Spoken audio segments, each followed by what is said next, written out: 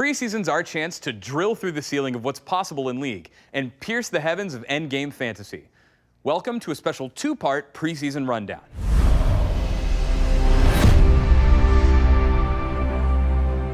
Before we kick off, we wanted to wish Miss Pudding the best as she pursues new opportunities outside of Riot.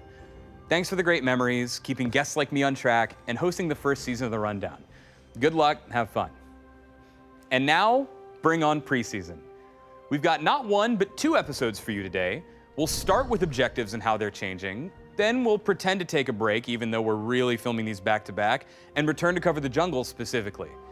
Before we jump into the panel, though, let's break down our goals for the 2015 preseason. The key phrase is strategic diversity.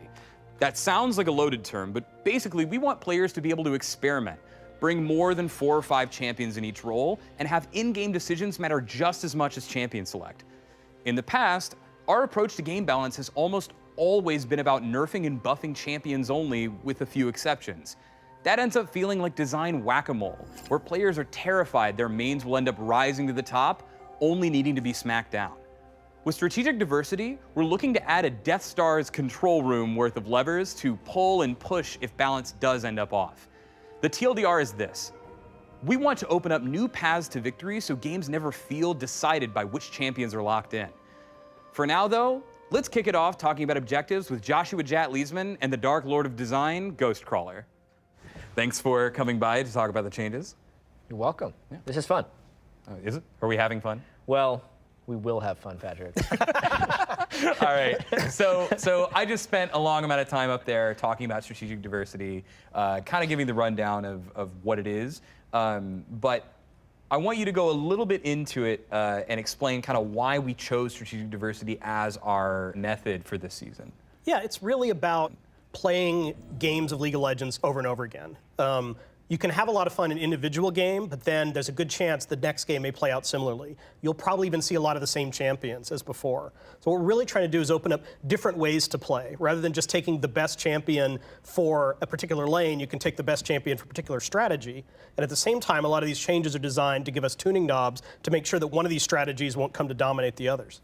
Yeah, personally, I always see these season changes as kind of a chance to refresh and get excited about the game again. What really got me into League of Legends in the first place is back in 2011 or 2012, I would just create and find my own stuff, and I'd do jungle paths in custom games and try and figure things out and then like break them out and use those to climb the ladder and really kind of create my own game. And when I've been playtesting this Eternal thing, I have that feeling back again. It actually feels to me like Season 1.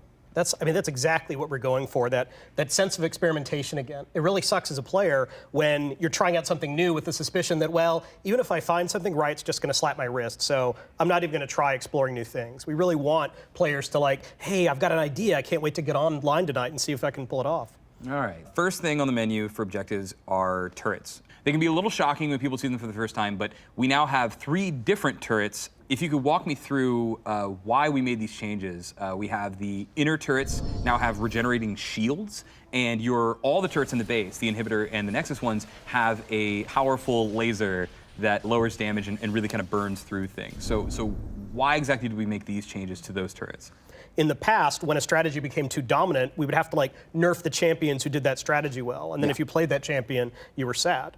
So the turrets are an example of the kind of tuning knobs we're putting in to allow, if split pushing is too strong or some type of poke siege strategy is too strong, we can adjust, say, the shields on to make the turrets more defensible or the lasers to make the turrets do more damage and try to make sure we can keep, all the strategies relatively balanced. Yeah, I kind of hope that ends up being a thing because there's so much cool potential in discussing team compositions, but there's always this catch near the end of the season. It's like, well, yeah, Lucian, he fits in all of them, and this guy, he fits in all of them. And I feel like there's still going to be like champion outliers that kind of defy these rules that will probably still have to be nerfed, but large scope, I'm hoping that we get to see specific strategies that can both excel in like a rock, paper, scissors, Spock type thing. Moving forward a little bit, those of you who may not know, Greg Street is a marine scientist, has a PhD in marine science. So, Dr. Street, tell me about the Rift Scuttler and why we added this crab and what it's really doing here on the Rift.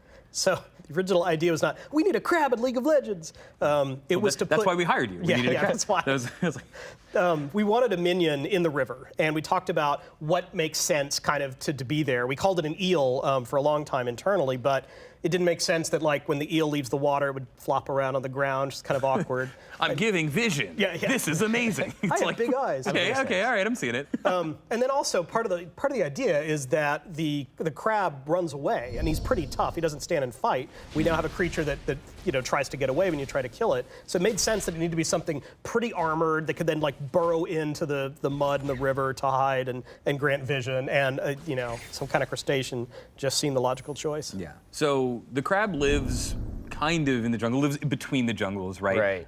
And it is very tanky, and it does kind of run away. How have you found this kind of impacting your jungle runs and things like that? Because it seems like it can get pretty dangerous. It's a mini objective after a few games. Like my first few games in the jungle, I would go and kill the crab and be like, all right, I'm controlling this thing. I get this circle of vision lord.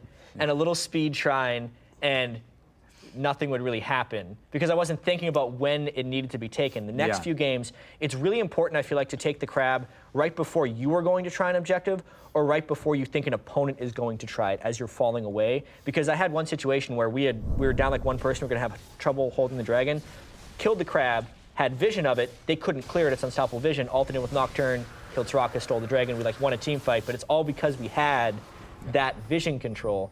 And if you're not killing it at the right times, or if you're trying to take it by yourself late in the game, it takes too long and it's not worth it. So you really have to think about when you're taking it is the biggest thing I found. Yeah. That was core to the design is you can do it wrong. If you kill it and you're in a position where you can't actually leverage the benefits you got, then you probably made a mistake and you should have been doing something else. Yeah. Well, you gotta steal my dragons, Chad. Yeah. Yeah. I was in that game. You killed Congratulations. everybody. I didn't remember. Yeah, I know. Wow.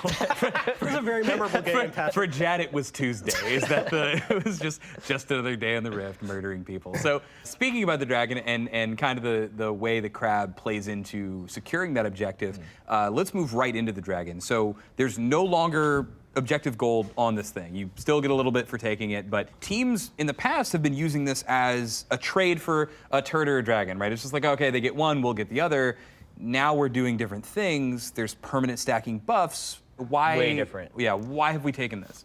We wanted the dragon to be a different type of power. Instead, it's something you really have to leverage. You're really going for that fifth stack in order to be the dragon master of the game. It's not just about getting more gold that you could buy more items. I think it's a completely different objective now. Yeah. And honestly, I think it'll take a long time for people to really get used to playing it and figuring out the strategic necessities of doing it right. I don't think the first dragon early on in the game matters really that much at all. But once you get to like 30 or 40 minutes, that first reward starts mattering again. So you almost need to make sure you're sneaking a dragon at some point in the game. It's like this investment that both teams need to make sure they're buying into. Yeah. So there's a lot of depth there, and there's a lot of other factors people need to start recognizing before we can really see what this dragon holds. Yeah. In reality, 5 stacks are probably not going to be super common, but the threat of that 5th stack is going to drive decision making in a lot of games, and you're going to have to pay attention to what the other team is doing and pay attention to how close you are to be able to get that stack. Yeah. I've actually never been able to get 4 dragons in a game, and I've played a fair chunk of them because people are really making sure you're not getting dragons, sometimes to their detriment. I had this awesome game the other day, only because we won that it is awesome, because we were getting crushed most of the game. Yeah. We were down like 20 kills, we were down 15,000 gold. They overdove our Nexus turrets, so we were able to take Baron and hold off with 2 inhibitors down. And then like, in the back of my mind, I was thinking, we have 3 dragons right now. The one thing I'd been able to do that game was get dragon. And I was going to get the 4th dragon. We were pushing up the mid lane, and I just like see a few people hanging out, so we fight them. What had actually happened is Kobe was taking the dragon to make sure we didn't get to 4 dragons. We caught his team, killed them because we had the Baron minions pushing through. We just like ended the game after that. Yeah. And it was like, awesome, that's great. Yeah, so the 5 stacks didn't kill them necessarily, but the threat of 5 stacks caused them to kind of make a different decision than they would otherwise do. Yeah. And so it forced him into honestly like a suboptimal decision. I mean, bro, you have 2 inhibitors down, just push. Who cares if we get the 4th You could just win the dragon? game, right? Yeah. But at the same time, if we somehow would have held that off, got 4 dragons, they're suddenly at risk of losing. So at least it made a choice they had to think about. Yeah. So, and now that kind of brings us, you mentioned it in your anecdote here, Baron buff.